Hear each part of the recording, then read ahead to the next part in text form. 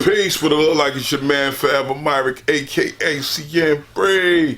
Hey man, make sure you go to heritagehiphop.com, subscribe, become a member, and don't miss out on all this rich music, this rich hip hop. You don't want to be left out. So go right now, and go to heritagehiphop.com and become a member, subscribe. Right now. Hey.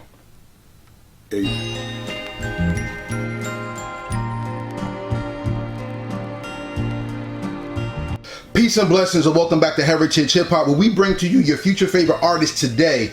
But today I got somebody that, if you don't know, not only is your grade incomplete, but your understanding of paying homage in hip hop is very lacking. Please introduce yourself to the people. My name is Forever Myrick from North New Jersey, artist, producer, and owner of My Boy Records.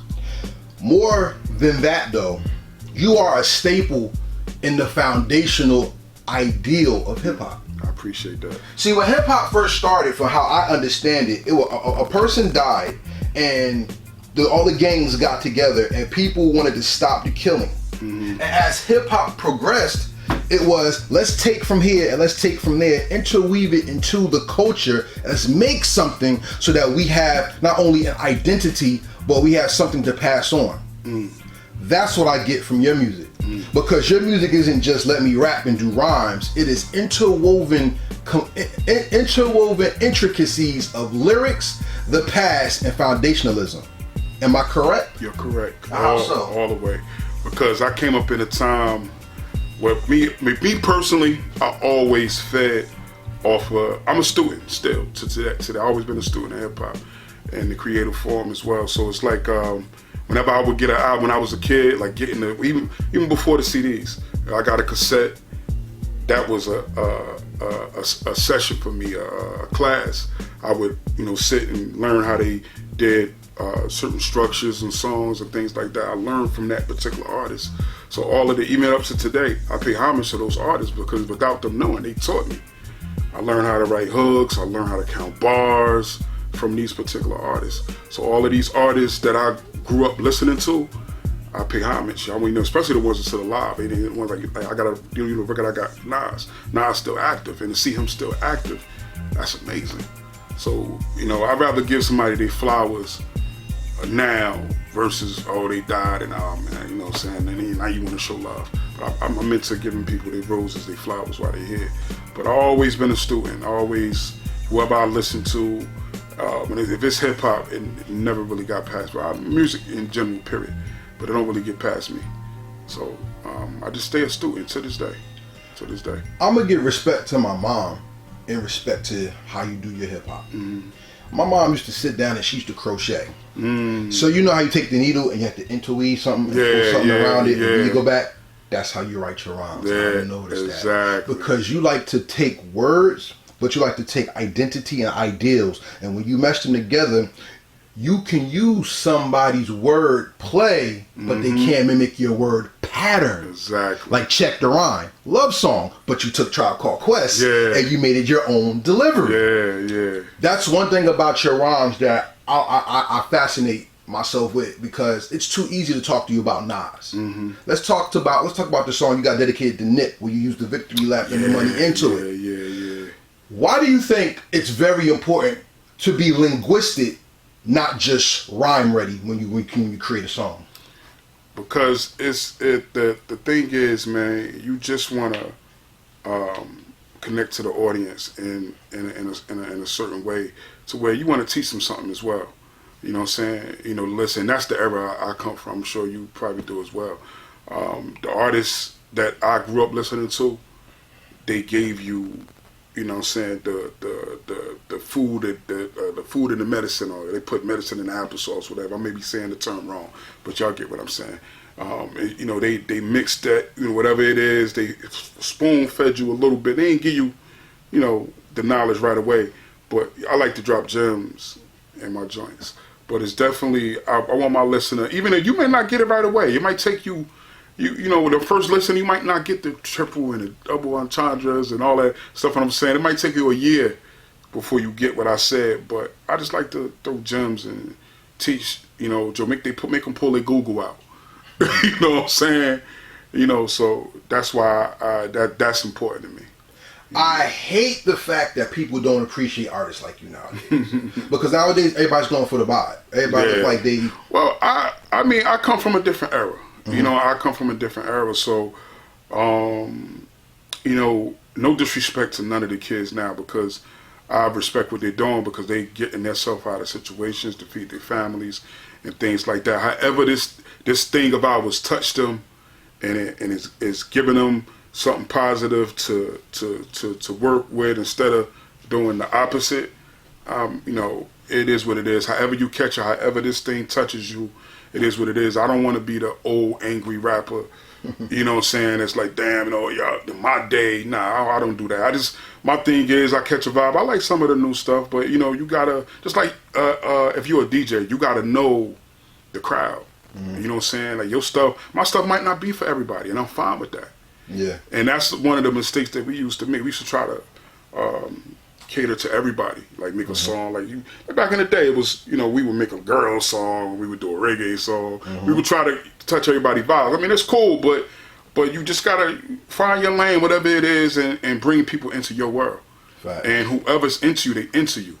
You know what I'm saying? You're it's not, you may not be for everybody. You know what I'm saying? But you keep talking on your era. Let's talk about your era. Okay. Because paying homage means we also have to respect the road you travel. Because everybody respects the end, but they don't respect the journey. Even Nas said that everybody wants to be Pac, but they don't know the journey it took for Pac to become Pac. You know what I'm saying? So I want to ask you like a very weird question. I just want to know what you think, what you say. Who are the Sopranos? The original Sopranos. Well, I'm gonna tell you this. My Sopranos. I was in a group with Vertical Jones, my man Omar. He played what was his role on Power? Spank. He played Spank on Power. Okay. My man Hef. My man Word is Barn. I'm forgetting a few other men. It was really like 9 of us, and we called ourselves the Black Sopranos. Oh wow, boy, you really dig deep on that.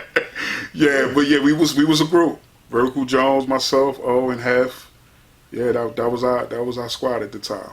When you were in the Sopranos, that's when Jersey hip hop started to bubble again. Yeah, because we're talking about like what, the early 2000s. We're talking about. Nah, that was 99? That was, I would say, there was like late 90s, like 90, 98, 99, going into 2000. Okay. Somewhere around there. Okay. Yeah. Because that's when Jersey hip hop started to bubble again. Because that's when the rumblings of Doc's the Name came out, and we had the Bricks, and the Bricks 2 came out on Malpractice. And that's when a lot of people started coming outside, re-showing that generational gap is unfair to the talent that we have in the city. So the Newark Arcade was popping. You had Sensation, Zanzibar ciphers and freestyles and on Bloomfield Avenue and things like that. And once again, I'm gonna say it on camera, nobody talks about the ciphers at Skate 22. We gotta go to Union County and put it out there. You know I personally, I never had a cipher there, but at the time, I don't want to get off topic, but at the time, the gentleman that was managing us, his name was Malik. He owned Little Shills. I was in a group. I think this might have been before Fear No Evil. But at the time, he was managing us, and he would bring like little acts and stuff. The actual show we went to was what was his name? The song he had. King Just. King Just. Yeah. I don't think it was. Well, I guess you could say it was a cipher. We had a cipher with him. But I didn't have like a real big cipher there. I'd never been involved in the ones that you're talking about. But I had the honor to be in a cipher with the Outsiders when Eminem was with them. Nice. And this was in front of the Newark Arcade. Before all of the, I ain't gonna say I don't want to put nobody's business out. There was a lot of things that went on At the arcade. Yeah, it was. Salute to the arcade. And we know about the Tuesdays and Thursdays. Yeah, it was. It was. But I had the opportunity to be in a cipher with Eminem, man. Like I had so many dope experience with this hip hop thing, man. That's why I love it so much, man. I just saw recently. I saw an interview with Jim Jones where he mentioned that, like, when we got in certain spaces, you didn't leave that space until somebody rapped and we got into cipher. You know what I'm saying? It was dope, man. But that era was dope. It really was. You know what I'm saying? Like I said, I don't want to sound like the old extra rapper. We need the old angry rappers. No, we need y'all. You know why we need the old angry rapper? Because one, too many people ride their own dicks and they corny. And I'm going to say it on camera. You don't have to. I said it. And more importantly, though, that's what we need to keep the traditions and the foundationalism of hip-hop alive. Somebody has to tell somebody, that's not it. Work on your craft. And you have to be man or woman enough to be like, I'm going to come better instead of getting angry and being in your feelings. But also, being that lyrics are coming back, ciphers are coming back, and I'll be damned if I'm going to let the cipher die. That's my favorite part of hip-hop. And most importantly, Homage is coming back. So I'm asking this last question of the first part of the interview is this. If it wasn't for Homage, what road would hip-hop take in your opinion, and why is it dangerous for it to go that way? Well, basically, I mean, you gotta pay homage to the past, but see what it is. A lot of these kids now, they don't do their research. They don't study. You know what I'm saying? You know, the craft. You know, which they should, and it's dangerous that they don't, because what it is, like, if you don't know where you came from, you don't know where you're going. You know what I'm saying? A lot of the artists now, they get into the music. A lot of them, they may not have a passion for it. I could be wrong. But a lot of them getting into this for the wrong reasons.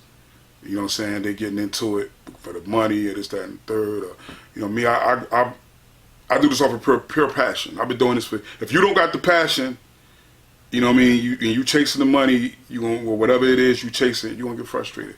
But it's good to pay homage so you'll have knowledge of the forefathers who created this and why we do what we do. You know what I'm saying? And if you don't have that knowledge, you can't pass that on to somebody else.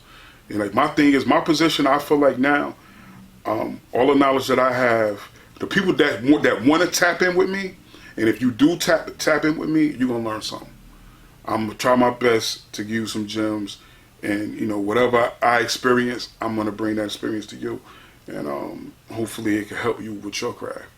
You know what I'm saying? So it's very important that we pay homage, man, because that's our history. You gotta know where you came from. You gotta know how this thing started. You know what I mean?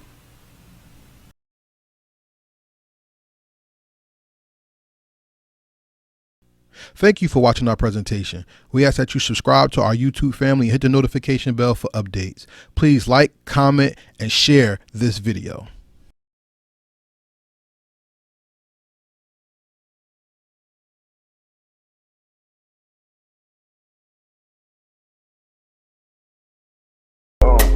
Real hip hop.